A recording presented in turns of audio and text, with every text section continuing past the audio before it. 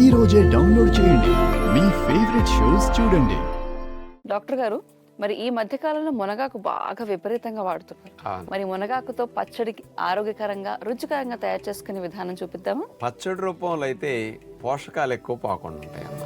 మునగాకును కూడా మన పద్ధతిలో హాని లేని విధంగా, పచ్చడి పెద్ద డిఫరెన్స్ ఉండదు బయట వారికి మనకి. ఈ కాంబినేషన్ లో చేస్తే చాలా బాగుంటుంది. ముఖ్యంగా మునగాకు వల్లండి కంటి చూపు బాగా పెరగటం ఒకటే అని మనందరం అనుకుంటాం. జుట్టుకి చాలా మంచిది. అంటే జుట్టు ఊడకుండా ఉండటానికి, ఊడిన జుట్టు ప్లేస్ లో మళ్ళీ కొత్త వెంట్రుకలు రావటానికి, డయాబెటీస్ ఉన్న వారికి ఇన్సులిన్ రెసిస్టెన్స్ తగ్గటానికి చాలా బాగా ఉపయోగపడుతుంది. అట్లాగే బాడీలో చర్మ సౌందర్యం కూడా పెరగటానికి కూడా మునగాకు చాలా ఉపయోగపడుతుంది. అలా సౌందర్యానికి చెప్తే ఎక్కువ ఇంట్రెస్ట్ గా తినేస్తారు అందరు. అందుకని జుట్టుకి ఒంటికి అంత బాగా మంచిది అనమాట. అలాంటి మునగాకు పచ్చడి ఎలా తయారు చేసుకోవాలి ఇప్పుడు చూద్దాం.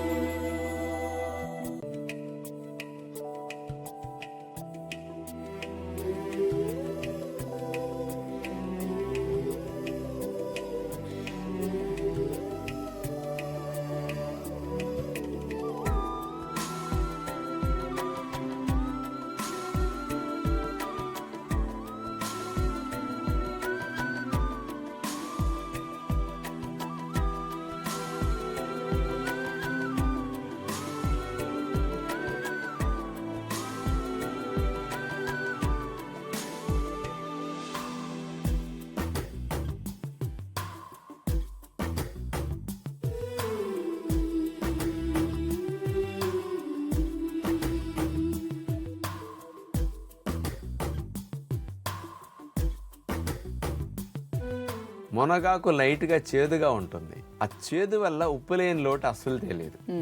రోటి పచ్చళ్ళు అసలు డిఫరెన్స్ లేకుండా బాగా తినగలుగుతాం. మామూలుగా మనకి ఉప్పు ఎక్కువ వేయటం వల్ల రోటి పచ్చడి కొంచెం పెట్టుకుని అన్నం ఎక్కువ తినేస్తారు. మన పద్ధతిలో కూరలాగా రోటి పచ్చడి తినొచ్చు. ఉప్పు లేదు కాబట్టి నష్టం ఉండదు అన్నమాట. కంటికి అందరికీ బాగా ఉపయోగపడేవి, విటమిన్ ఏతో పాటు అన్ని లాభాలు వచ్చేస్తాయి. మరి ఇందాక మీరు చెప్పినట్టుగా పచ్చడి అనేది విధానం ఒకటే, కానీ దాన్ని తయారు చేసుకునే విధానం మాత్రం కొంచెం డిఫరెంట్. మునగాకు అదే వాడుతూ ఉంటాము, కానీ ఉప్పు, కారము, దాని తర్వాత పోపు పేరుతో నూనె అనేది ఎక్కువగా ఉంటుంది. కాబట్టి మునగాకు వల్ల వచ్చే లాభాలు తగ్గుతున్నాయి మేము వండుకునే విధానంలో. మనం మేగడతో తాలింపు పెట్టాం కదా, ఔషధ గుణాలు అనేవి మేగడ తాలింపులో పోవు. జీలకర్ర, ఆవాలు, ఇంగువ పొడి ఇవన్నీ వేసాను చూసారా, అందులో ఉండే లాభాలన్నీ మేగడలో వేపటం వల్ల పోవు. నూనెలో వేపితే 250 డిగ్రీలు వేడికి అన్ని నాశనం అవుతాయి. ఊరికే వాసన వస్తుంది, రుచి ఉంటుంది తప్ప లాభాలు ఉండవు. లాభాలు వచ్చే విధంగా ఇలా చేసుకుంటే మంచిది.